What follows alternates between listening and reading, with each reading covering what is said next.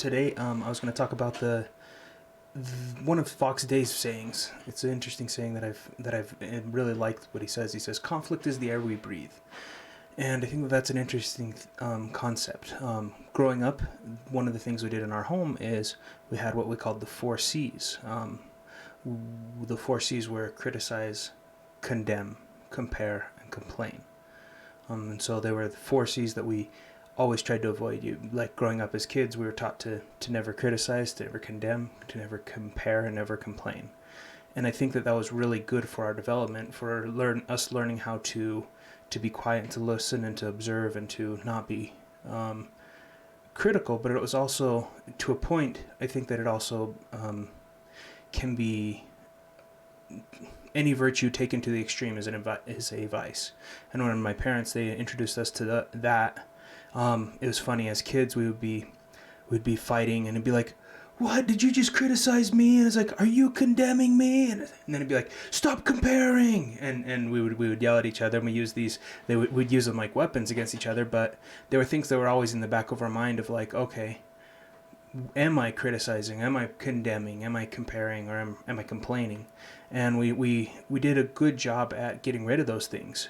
But as I've grown into my adulthood life, it's also been something that is, you have to be able to think critically and think for yourself. And to do that, you have to be able to criticize.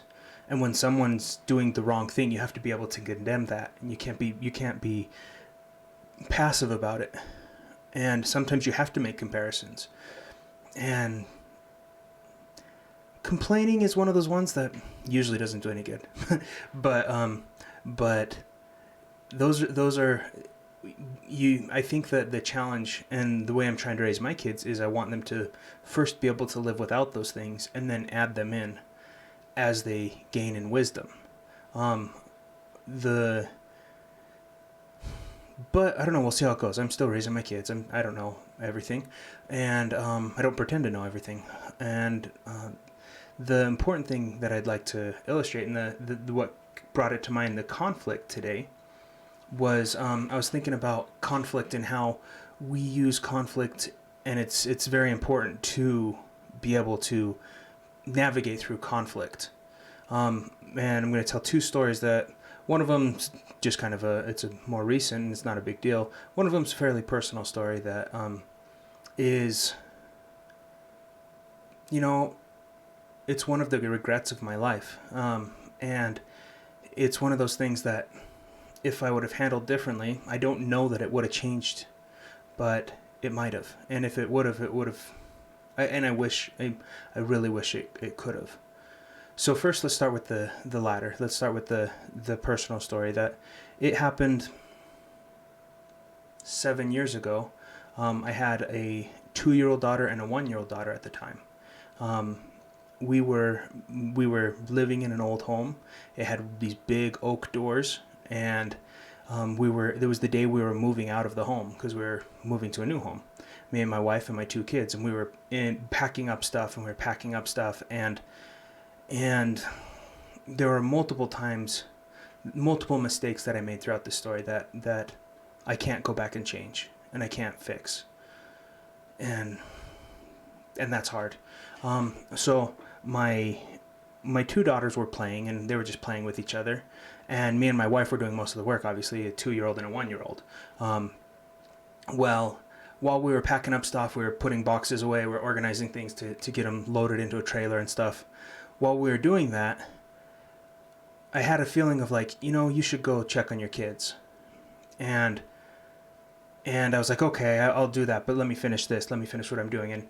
And it was, looking back on it, I do believe it was the Spirit trying to tell me, hey, go check on your kids. And I didn't heed that counsel.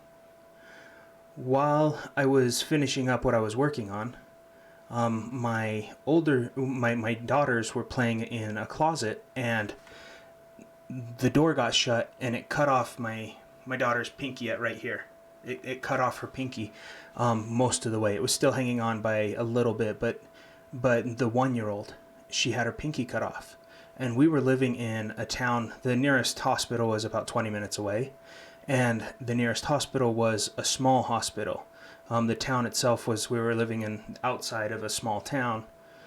And so both me and my wife, we rushed her into the hospital. We took her and drove in as fast as we could to get her into the hospital.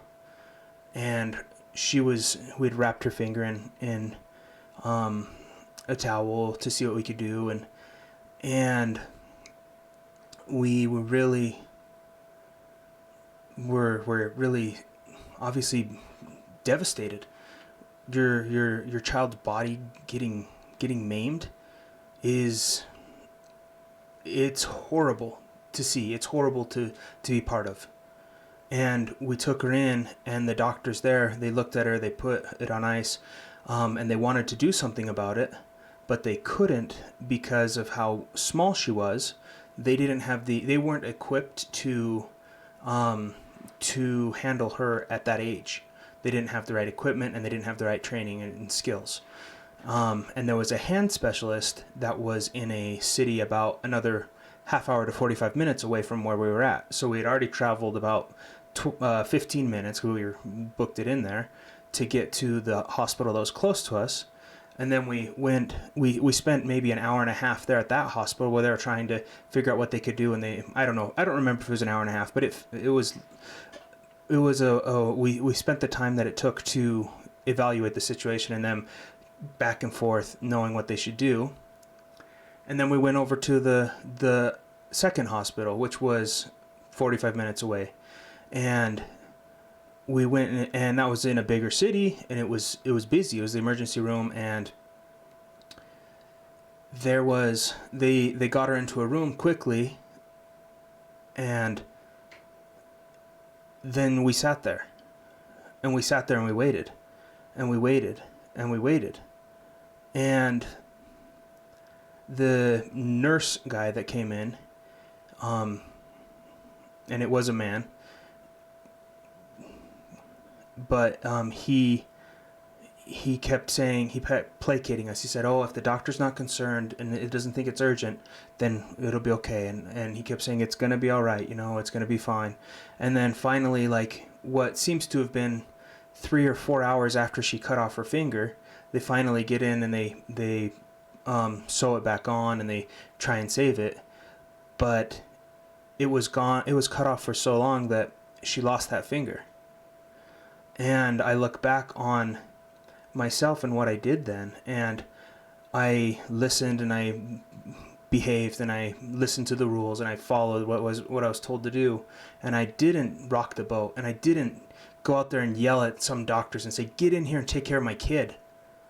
And if I would have done that, I don't know that her finger would have been saved. But maybe it would have. And that's as I said, it's one of the regrets of my life.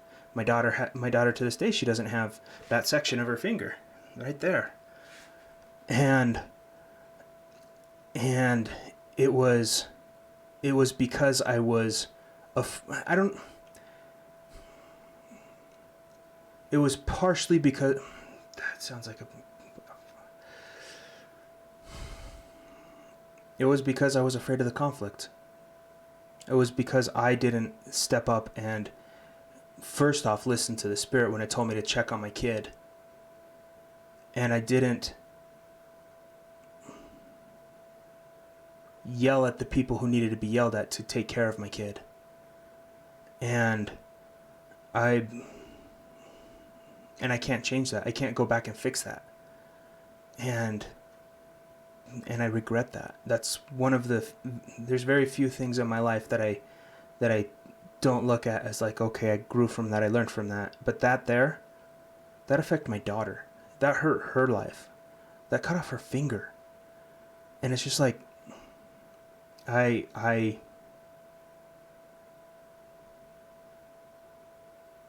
had, and I have still a lot of growing to do to be the father that my kids need. When you have kids, you don't magically change into someone else. You're not fixed, but you do grow. And life and growing up and raising a family gives you these chances to step up and to become better and to fix who you are. Now, if we're too scared of conflict, if we're too busy trying to be nice and trying to follow the rules, then we're not going to be equipped to protect those that need to be protected. And that's something that my daughter had to pay for because I didn't know and I didn't learn. And it's one of those things that I can't change. I can't fix. But I can grow and learn, and I can be better, and I can get better. And I have been, and I have done. The other story is just a little story. It's one of those stupid things. But we had a neighbor that there's this Mexican family that lives next to us, and the grandpa doesn't speak much English, but he's one of those old guys that's terrified of dogs. And we've got a big dog. It's a pit bull lab mix, but she looks fairly tough, and she's real nice and she's real protective. But if you come by the fence and she's there, she's gonna bark at you. She's gonna be aggressive. And he would always spit on her and like kick the fence and throw water at her and curse at her and stuff. And one day my kids had seen him spit on her, and that was the only time that he had done that. We'd seen him throw water at her and stuff like that, and it was like, okay, he's being a dick, like, okay. But what we ended up doing, so at that point I came in and I didn't see it happen, but my kids all told me about it and stuff, and it's like, okay, I gotta go talk to him, and that's that conflict. And I went out there and I yelled at him and I said, no, that's garbage. I used a little bit more colorful language, but I yelled at him, and he didn't understand me, and he had his little grandson coming and translating, and but I was there in his face, and I was like, you can't do that. And I was like, no, that's my dog, that's my yard. I can let her out whenever I want. I try to be respectful. I try to keep her in when you guys have your family over. I try to not bother you, but when it's all said and done, no, that's my dog, and you're not going to do that to her. And he looked at me and he tried to make excuses, and he said, oh, but look this, and I understand a bit of Spanish. I speak Romanian, and it's similar to Spanish. It's a Romance language like Spanish is. And so I picked out the tones and picked out some of the words that he was saying and stuff. And I was like, no, I didn't put up with it. I said, no, that's not okay. And it was interesting afterwards. He respected me for it, and he's like, okay, and he yielded. He knew he had been getting in trouble or causing trouble, and he backed down. And it was because I wasn't afraid to go out and yell at him. And I wasn't being a jerk. I wasn't being deliberately causing problems, but I said, that's not acceptable. I said, it's not okay. And the thing that I've learned over the years, where I've kind of changed from always being this nice guy, always being a gentle person, to being okay with little conflict, is that when you aren't afraid to fight for something, then you're worthy of respect.